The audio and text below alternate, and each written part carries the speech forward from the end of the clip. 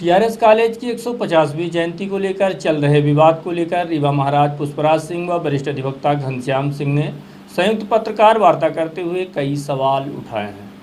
अगर आप इसको पढ़ें तो इसमें कहा गया है कि 1869 में स्थापित एक स्कूल करा गया, इसमें कोई कहीं शंका नहीं है।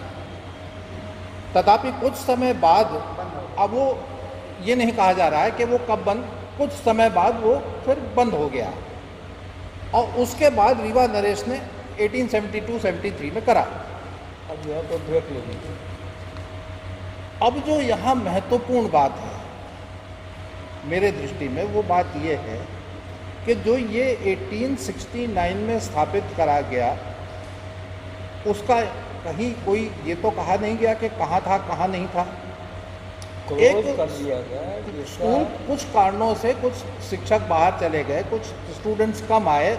उस समय जो बड़े वर्गों में जो शिक्षा प्रदाय होती थी वो घरों में होती थी, कुछ लोग हो सकता है कम आए होंगे, उसके कारण उसको बंद कर दिया गया और फिर वो पवित्र यात्रा फिर शुरू हुई।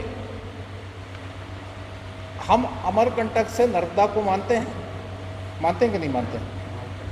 नर्मदा जी जो गिरती हैं वो ये ज्योग्राफिकल फैक्ट है, वो अब जो छत्तीसगढ़ का पार्ट है उसमें गिरती हैं। उसके बाद वो 20, 25, 30 किलोमीटर तक गायब हो जाती हैं और फिर वो निकलती हैं।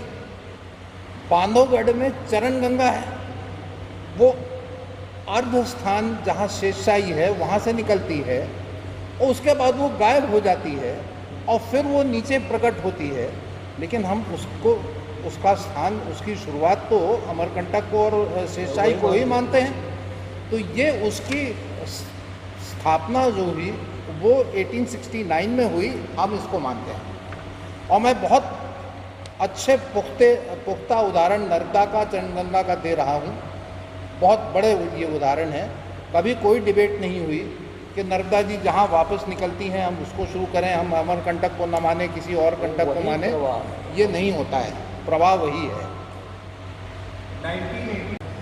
तो जब तक विकसित तभी होगी जब कहीं ना कहीं वो एक धारा प्रवाह चलती रहेगी और बढ़ती रहेगी।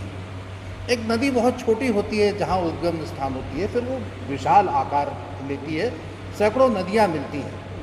विद्या भी उसी नदी प्रकार की है। विचार मिलते हैं, नए आविष्कार जुड़ते हैं, नई कल्पनाएं होती हैं, चेंजेस ऑफ सोसाइटी होती है, चेंजेस ऑफ सिविलाइजेशन होता है। इन सब चीज़ों को समाविष्ट करके ही विद्या आगे बढ़ती है। जब हम लोग पढ़ते थे तो 10th क्लास, अब 12th क्लास हो गया, तो हम ये नहीं कह सकते हैं कि वो गलत था और ये सही है। जब हम लोग पढ़ते थे तो BA, BSc और फिर उसके बाद में कॉमर्स आया। अब नाना प्रकार की बात आ गई। अब हम कल्पना कर रहे हैं, हम सपने देख रहे हैं कि हम यहाँ एरोनॉटिक इंजीनियरिंग की बात करेंगे, हम यहाँ सपने देख सकते हैं कि हम यहाँ स्पेस साइंस की बात करेंगे। क्यों ना देखें हम सपने। विंध्य क्षेत्र को अगर आप एक, जैसे दादा भाई आदेश कर रहे थे कि कल्पना करिए, जब बसाया गया तो यहाँ के शासकों को हमें धन्यवाद देना चाहिए, शत शत प्रणाम करना चाहिए कि उनका एक विजन था, उनकी एक कल्पना थी कि ये क्षेत्र जिस समय एक ज़माने में नालंदा और तक्षशिला हुआ करते थे, ये क्षेत्र जो है चूँकि BHU के करीब था, BHU में भी हमने डोनेशन दिया, हमारे परिवार ने डोनेशन दिया, वहाँ हॉस्टल बनी। BHU में भी हमारा एक कहीं ना कहीं योगदान है। तो हमने इस पूरी पीढ़ी ने, यहाँ के वंश के जो महाराजा थे, उन्होंने एक सपना देखा कि ये एक एजुकेशनल हब बने।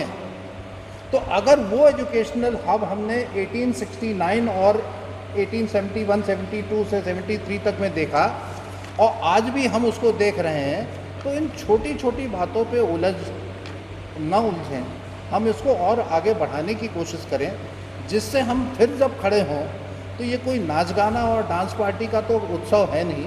हम ये उत्सव मनाकर पूरे विश्व को ये कहेंगे कि हमारे यहाँ इंफ्रास्ट्रक्चर है, हमारे पास इच्छा शक्ति है, हमारे पास बुनियादी सुविधाएं हैं, हमारे पास एक लक्ष्य निर्धारण है। और जब लक्ष्य निर्धारण की जब हम बात करेंगे तो विकास स्वयंभू होगा।